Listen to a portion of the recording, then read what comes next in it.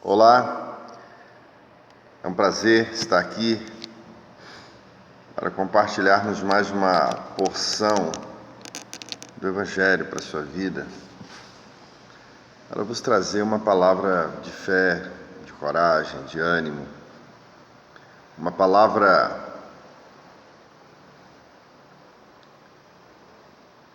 otimista para você avançar e caminhar nesse instante, nessa hora que você me vê e ouve. Deus possa te abençoar, nos abençoar. Nós temos um livro de João capítulo 11, versículo 35, diz assim: Jesus chorou. João capítulo 11, versículo 35, diz que Jesus, ele chorou. Jesus chorou. Colocaríamos como tema essa pequena meditação e reflexão o seguinte: pode chorar, Deus chorou. Pode chorar, Deus chorou. É uma coisa interessante quando a gente lê esse texto, em que a gente tem a percepção que Jesus chorou. E isso mexe com a gente, porque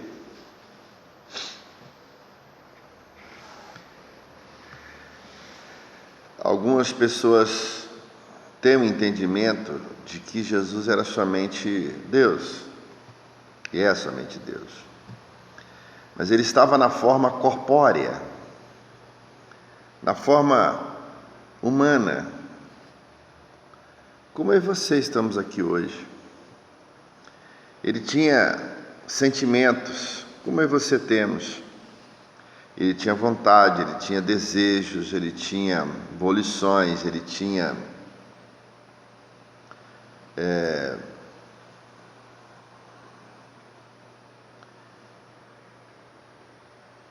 tudo que um ser humano como eu e você hoje temos, no sentido de uma personalidade. Ele tinha uma disposição também, por estar encarnado no corpo humano, a fazer o que não era bom diante do Pai, o que não era bom diante da palavra. Mas Hebreus fala que em tudo ele foi fiel. A palavra chega a dizer que em tudo Jesus foi tentado e não pecou. Por isso ele recebeu do Pai esse poder e essa autoridade de ser o nosso sumo sacerdote. E que não temos mais que fazer sacrifício de bodes, de carneiros, de sacrificar os animais no altar para expiação, porque ele, como uma ovelha, ele foi para o matador em nosso lugar, e ali ele mesmo se deixou se sacrificar. Mas uma ovelha santa, uma ovelha como nós somos hoje, ovelha dele, que somos tentados na nossa alma, tentados no que diz respeito a nossas vontades, nossos sentimentos, nossos desejos, que muitas vezes quer que nós venhamos ter e alcançar e buscar e correr atrás daquilo que não é bom para nós, daquilo que aparentemente é bom, mas que o final será um final de morte, porque a Bíblia diz que há caminhos que são colocados diante de você, da sua vida, como proposta, e no primeiro olhar são bons, são ótimos, mas a Bíblia diz que o final desse processo, desse caminho que você entrou, que foi proposto a você, te trará uma destruição. Então Jesus A própria palavra diz em relação a ele que nós não temos que estar desesperado diante do Pai, porque como nós estamos passando por muitas lutas, por muitas vontades, por muitas tentações, por muitas provações, privações, ele também passou. Ele hoje se torna o nosso sumo sacerdote, ele hoje é nosso intercessor à direita de Deus Pai. E ele pode dizer: Pai, eu sei o que ela está passando, eu passei por isso, perdoa ela. Pai, eu sei o que o primo está passando, perdoa ele, Pai, eu passei pelo que ele está passando.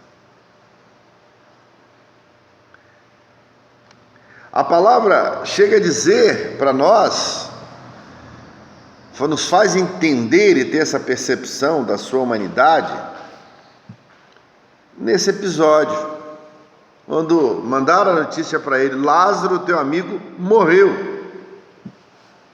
E depois de 2 dias da notícia que ele parte para a casa de Maria e Marta, que eram tudo irmãos, e Lázaro, que era o irmão delas, que já estava sepultado, e provavelmente, devido ao tempo, já estava também em estado de putrefação, ele foi tentar até impedi-los, dizer: olha, o senhor não precisa mais estar aqui, porque Lázaro já morreu, já está sepultado, e já é de 4 dias. 4 dias já está numa situação que tem que deixar, no nosso contexto hoje, se dissolver na terra mesmo. Já não há mais vida nele. O corpo parou de funcionar, os órgãos vitais, as funções vitais, o sangue parou de circular. Então já não há vida, não há mais coração funcionando, não há cérebro, não há nada. Ele apenas está se tornando barro, porque do barro ele veio, do pó ele veio, da terra ele veio. E a Bíblia diz que quando Jesus chega lá, em que a palavra diz que Maria chegou onde estava Jesus e ao vê-lo lançou os pés do Senhor e disse: Senhor, se o Senhor estivesse aqui, meu irmão não teria morrido. Meu irmão, pelo que a gente conhece, era o único irmão. Eu, meu irmão e minha irmã, meu único irmão, morreu. E a Bíblia diz que Jesus, vendo-a chorar, e os judeus que estavam com ela, que era amigo dela e que gostava dela, também chorando,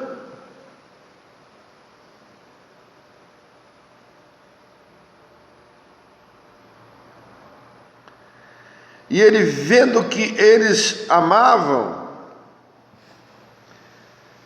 a ele também, ele simplesmente se agitou em espírito, se comoveu, como qualquer humano se comoveria com aquela situação, e ele disse assim: olha, onde o sepultaste? E eles responderam: Senhor, vem ver, nós mostraremos ele está sepultado. E na cabeça dele, ele certamente iria lá fazer o quê? Dar uma última olhada de despedida, uma última olhada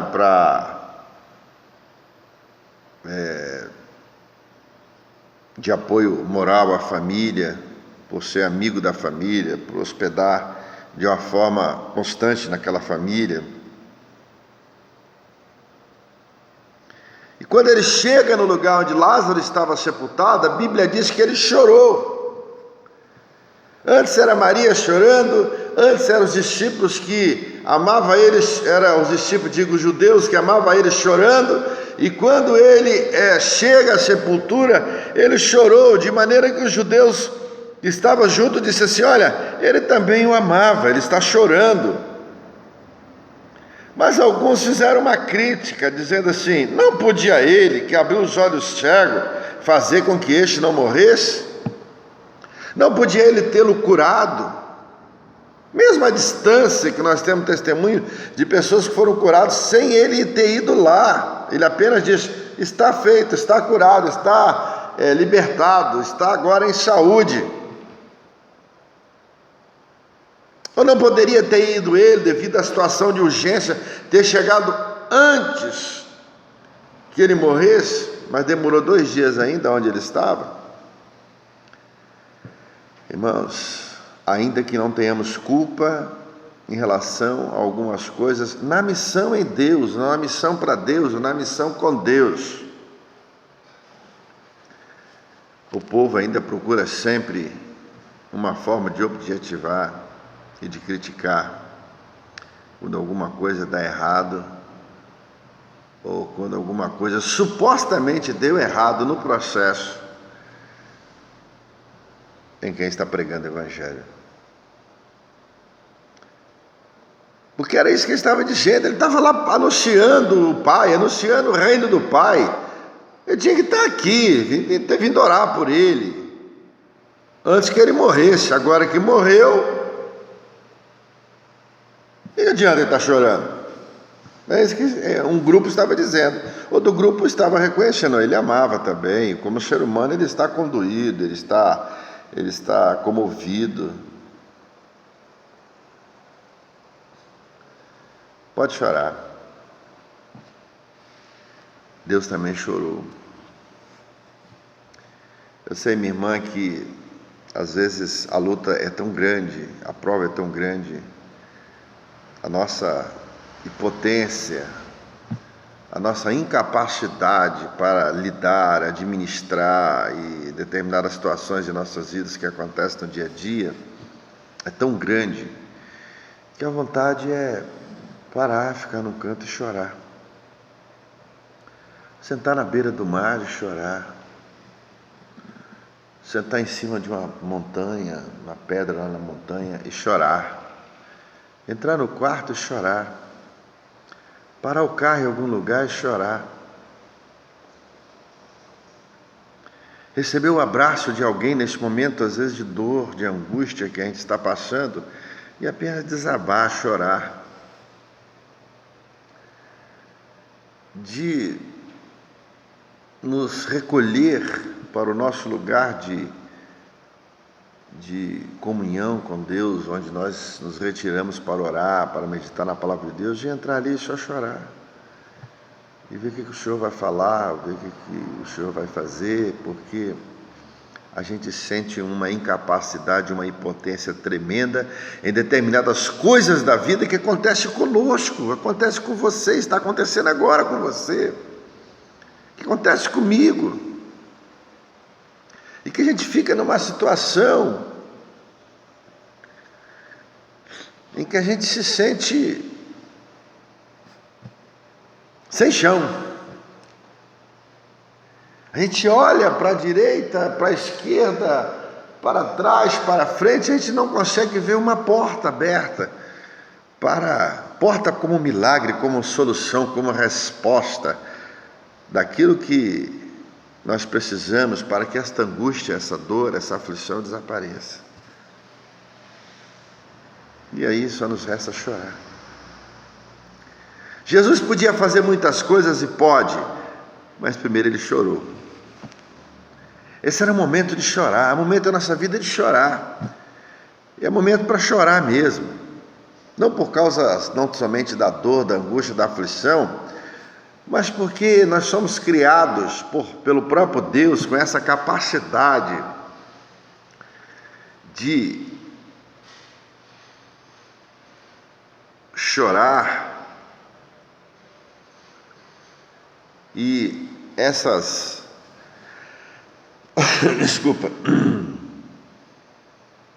essas lágrimas que saem dos nossos olhos, elas estão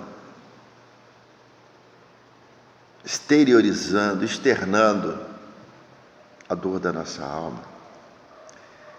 E chorar na sua dor, na sua luta, na sua aflição, e na minha, na nossa, traz alívio. Você está de alguma forma botando para fora a aflição, a angústia, a dor, chore mesmo. A Bíblia chega a dizer lá no Antigo Testamento: chora sacerdote,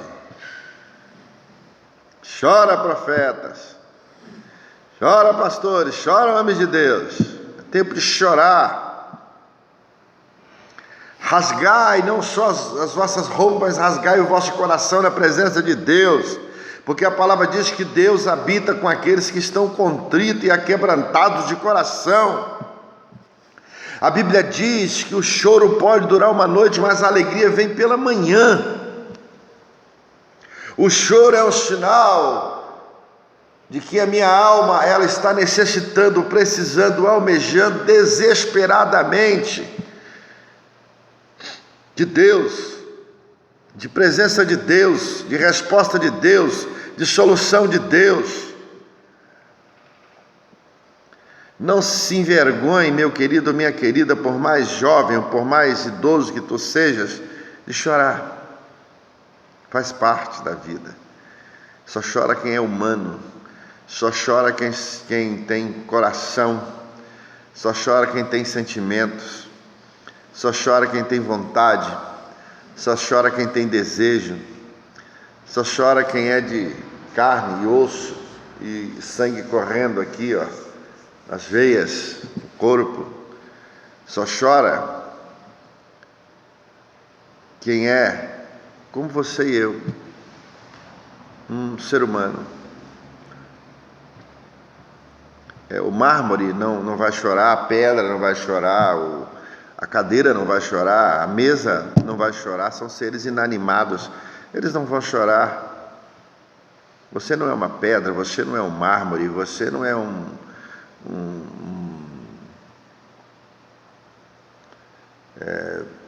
ser inanimado. Você tem sentimentos. Chorar é bom para a alma. Chorar ele traz alívio para a alma. Pode chorar. Deus chorou. Mas chora na esperança e na expectativa de que o seu choro está sendo derramado na presença de Jesus. E não importa o que vão dizer, olha, ele está chorando porque ele amava, ou ela amava. Às vezes fala isso para nós, minha querida, meu querido. Ela está chorando porque ela perdeu algo muito especial. Ele está chorando porque ele perdeu algo muito especial, sim. Mas outros diziam assim: mas ela, se ela fosse mais sábia, mais inteligente, ela não estaria chorando, porque ela deveria usar outra estratégia para não perder o que perdeu. Ele deveria usar outra estratégia para não perder o que perdeu. Irmãos, tem coisas que nós não perdemos, tem coisas que nós na verdade, nós recebemos um livramento. Às vezes está chorando porque eu perdi alguma coisa que estava inerente à minha vida, à minha existência, ao meu corpo, à minha alma, ao meu espírito, ou seja, uma coisa material ou não material, alguma coisa objetiva ou subjetiva. Você não perdeu, você recebeu um livramento. A gente às vezes leva um tempo para entender o porquê Deus permitiu das perdas de algumas coisas em nossas vidas, permitida por Ele mesmo, e o objetivo dele, naquela perda, naquelas perdas, foi um grande livramento. Às vezes a gente num momento, por ser muito emotivo, usar muito, a razão, a gente não compreende, não entende, porque a Bíblia diz que os caminhos de Deus não é os nossos caminhos. O pensamento de Deus não é o nosso pensamento. Os pensamentos de Deus são mais altos que o nosso pensamento. Os nossos caminhos são caminhos imperfeitos e caminhos de pecadores. Deus é o caminho santo e de santo, e pronto, acabou, e de glória e poder. O pensamento de Deus é um pensamento fixado, que é externado para os humanos e para o cosmos e para o universo, como um pensamento em que envolve amor. Envolve amor por seres tão ingratos como nós somos em relação ao outro, como em relação ao próprio Deus. João 3,16. Deus nos amou de tal maneira. 1 João, Deus é amor. Então você pode chorar. Chora que é bom. Extravasa, bota para fora. Se tiver um ombro amigo, abraça e chora. Estamos precisando disso. Vivemos numa sociedade em que a gente aprende desde criança: para de chorar, meninos, chorar não é coisa de homem, não. E às vezes falam para as meninas: para de chorar, menina, tem que ser mulher macho. E aí a pessoa cresce, se desenvolve para a vida uma pessoa bruta, pedrada, insensível, porque não lhe foi permitido chorar, e ficou aquilo arraigado na sua personalidade, na sua mente, na sua cultura, que chorar é uma coisa feia, chorar é uma coisa que não deve fazer parte da nossa vida. Jesus chorou porque amava Lázaro, amava Maria, amava Marta, e vendo alguns da multidão chorando, ele se comoveu e se agitou no espírito e disse: onde está ele? Sepultado. Onde o sepultaram? Os teólogos tentam interpretar esse versículo aqui dizendo que Jesus chorou simplesmente porque ele estava na forma humana e como um homem, que já falei sobre isso agora, tem sentimentos, tem alma, chora. Mas outros teólogos entram por outras linhas, como alguns dizem que Jesus chorou porque ele tinha que trazer Lázaro, que já estava na eternidade, aonde Jesus é Senhor, é dono, é Rei, é Deus, trazer esse homem de volta à existência humana. Ou seja, haveria ali, ele iria reviver Lázaro, porque a primeira ressurreição em glória, em poder, com corpo glorificado, tinha que ser de Jesus, e não de Lázaro, e não de nenhuma outra pessoa. Tinha que ser dele. Ressuscitar o terceiro dia, o corpo glorificado, e não precisar abrir a porta para passar, não precisar abrir a janela para atravessar as paredes, não mais sujeito à lei da gravidade, não mais sujeito àquilo que domina e predomina sobre o homem, como exemplo que eu dei da lei da gravidade, mas agora com o corpo glorificado, como ele nos promete em Tessalonicenses. E nossos corpos serão glorificados para encontrarmos com ele nos ares, e estaremos para sempre com ele. Esse corpo corruptível se desfará e será transformado num corpo incorruptível, não sujeito mais à corrupção da vida, não mais sujeito à corrupção do pecado, não mais sujeito à corrupção humana. E o primeiro exemplo disso seria a nossa primícia, teria que ser Jesus e não Lázaro. Então Lázaro não passou pelo processo da ressurreição, de glorificação, mas ele passou pelo processo da revivência. O Senhor o trouxe de volta a viver nessa vida como ele estava vivendo, até que um dia ele partiu para o Senhor.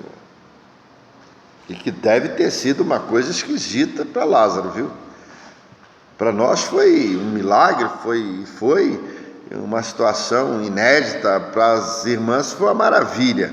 Agora para Lázaro, que já estava lá numa boa, na eternidade, com os anjos, com o Pai, e Jesus, ele ouvia aquela voz aqui desse planetinha Terra, e aquela voz que ecoou, e aquela voz que foi lá na eternidade, e disse: Lázaro, meu filho, sai para fora. Você não vai sair só para fora, eu estou dizendo o seu corpo sair para fora da sepultura, mas estou dizendo: Lázaro, você vai agora sair daí, da eternidade com o Pai, com os anjos, porque aí está o seu espírito. já no gozo eterno. Você vai sair daí para fora e vir para esse mundo nojento novamente. Entrar no seu corpo que está inerte aqui, Lázaro, porque nós somos o espírito que habitamos no corpo. E continuar a sua caminhada na existência humana até que um dia você volte para a eternidade. Ele já estava na bênção. Essa linha, ela tem a sua, de pensamento, de interpretação desse versículo, ela tem a sua credibilidade. Porque o abençoado já estava na bênção eterna. E agora seria trazido para esta vida novamente, onde aqui nós não temos nada eterno, tudo é passageiro, tudo é efêmero, tudo se passará e se consumirá.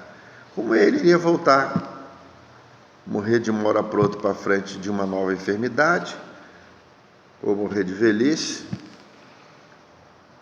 para voltar para a eternidade.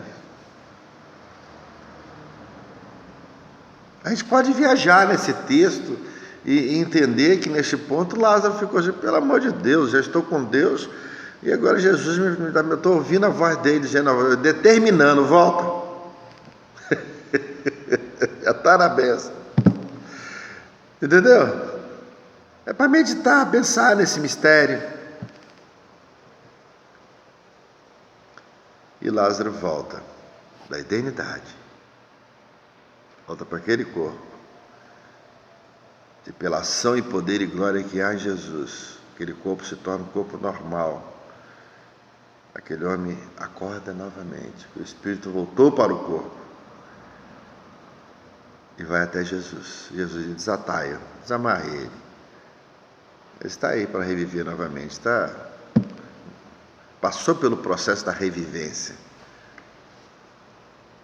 A ressurreição com o corpo glorificado ele vai passar, mas não agora, só na frente.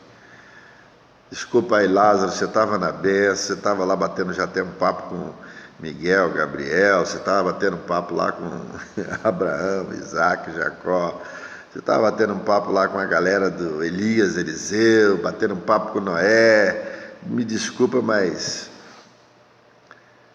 eu precisava trazê-lo de volta. Primeiro, isso seria um testemunho de que o Pai está comigo, de que eu e o Pai somos um. Segundo, para que eles entendessem que eu tenho poder sobre a vida e sobre a morte. Eu mando quem eu quero para a eternidade. Se eu quiser tirar alguém da eternidade e trazer para essa vida efêmera, nojenta e passageira, eu trago. Ele foi o grande líder dentre os homens, exceto Jesus. E fez isso e muito mais. Amém. Pode chorar, meu irmão, pode chorar. Jesus chorou, Deus chorou, Deus chorou. Faz parte, chora, chora. Se tiver um ombro, amigo, abraço, chore, chore.